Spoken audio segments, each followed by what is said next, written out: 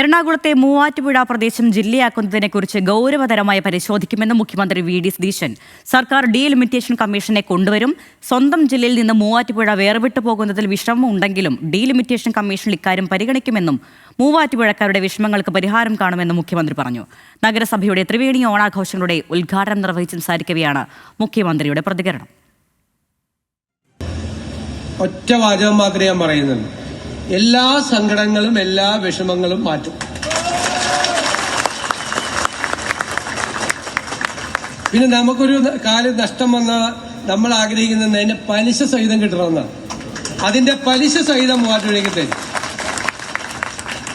എനിക്ക് മൂവാറ്റുപുഴക്കാരെ ഭയങ്കര ഇഷ്ടമാണ്. അപ്പോൾ മൂവാറ്റുപുഴ ജില്ലയെന്ന് പറയുമ്പോൾ എനിക്കൊരു ചെറിയ വിഷമം വന്നു.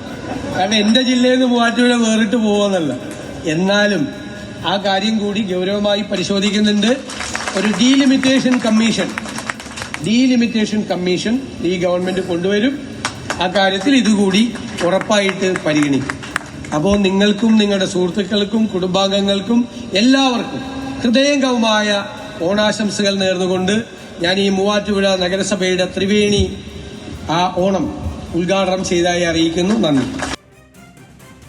വിശദാംശങ്ങളുമായി സൈഫുന്നീസ അലിയാർ ചേരുകയാണ്. സൈഫുന്നീസ, ഈ എറണാകുളം, മലപ്പുറം ഉൾപ്പെടെയുള്ള 3 ജില്ലകൾ വിഭജിക്കണമെന്ന ചർച്ചകളൊക്കെ ഇങ്ങനെ നടക്കുന്നുണ്ട്. ഈ സമയത്ത് ഈ മൂവാറ്റുപുഴയുടെ വിഷയം പറയുമ്പോൾ ഈ ഭരണപരമായ അല്ലെങ്കിൽ വികസനപരമായിട്ടുള്ള കാര്യങ്ങളിലൊക്കെ നിരവധി വിഷമങ്ങൾ മൂവാറ്റുപുഴക്കാർ എന്ന നിലയിൽ അവിടെ നിന്ന് പങ്കുവച്ചിട്ടുണ്ടായിരുന്നു. അപ്പോൾ ഈ ചടങ്ങിൽ മുഖ്യമന്ത്രി ഇക്കാര്യം ഒരു ഡീലിമിറ്റേഷൻ കമ്മീഷൻ നിയോഗിക്കാം, അതിൽ ഒരു ജില്ല വിഭജിക്കാവുന്ന തരത്തിലുള്ള ഒരു പ്രഖ്യാപനം മുഖ്യമന്ത്രി നടത്തുമ്പോൾ അത് ഗൗരവതരമായി സർക്കാർ ആ നീക്കത്തെ കാണുന്നു എന്നല്ല മനസ്സിലാക്കേണ്ടത്. ഇപ്പോൾ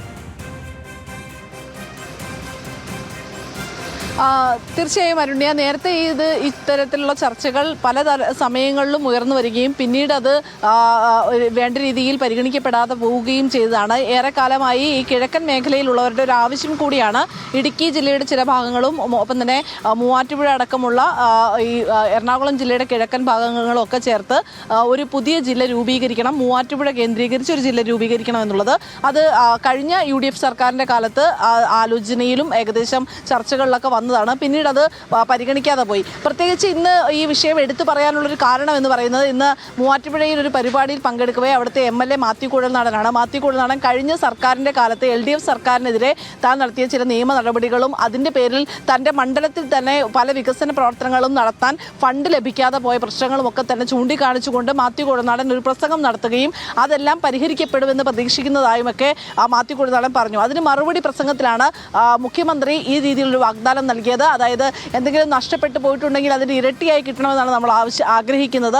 അങ്ങനെ ആ രീതിയിൽ മൂവാറ്റുപുഴയ്ക്ക് അതിൻ്റെ ഇരട്ടിയായി നഷ്ടപ്പെട്ട ഈ കഴിഞ്ഞ കാലങ്ങളിൽ നഷ്ടപ്പെട്ടതെല്ലാം തന്നെ അതിൻ്റെ ഇരട്ടിയായി തിരിച്ചു നൽകും എന്നുള്ളതാണ് പറയുന്നത്. പ്രത്യേകിച്ച് കാർഷിക മേഖലയെ ആശ്രയിച്ച് നിൽക്കുന്ന ഒരുപാട് ആളുകളുള്ള സ്ഥലമാണ് മൂവാറ്റുപുഴ.